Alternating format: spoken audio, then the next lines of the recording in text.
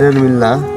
এই যে জাল সেলাই করা দেখবেন আপনারা, আর দেখে দেখে আপনাদের বাড়িতে মাছ মারা জাল যদি ছিঁড়ে যায় তাহলে আপনারা সেলাই করতে পারবেন।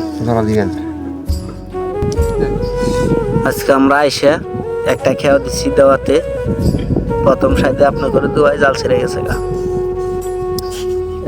যেভাবে জালটা ছিঁড়ে গেল আল্লাহ রহমত করছে আঙ্গুরের দিনটা শেষ। আমাদের হাজরে ওঠা অনেক সমস্যা আজকে। এই দেখেন জাল যেভাবে ফাড়া ফাড়া হয়ে গেছে। আমরা আপনাদেরকে এখন দেখাবো জাল সেলাই করা। এই যে আমাদের 4 জন মানুষ লেগে গেছে জাল সেলাই করতে।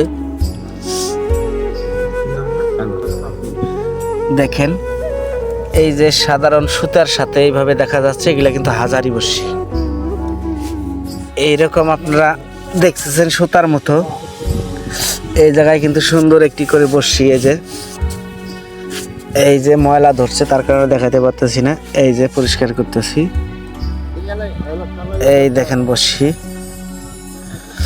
এই বর্ষি দিয়া মাছ এমনিতেই চলতে ধরলে আটক হয়ে যায়।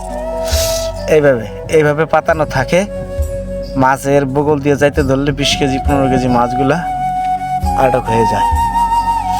মূলত এই হাজারি দিয়ে মাছ মারে। দেখেন মাছ মারার অনেক পদ্ধতি,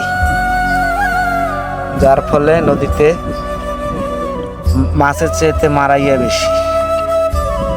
বর্ষিগুলা একটা করে বর্ষি আপনারা দেখবেন, অনেক বড় বড় বর্ষি।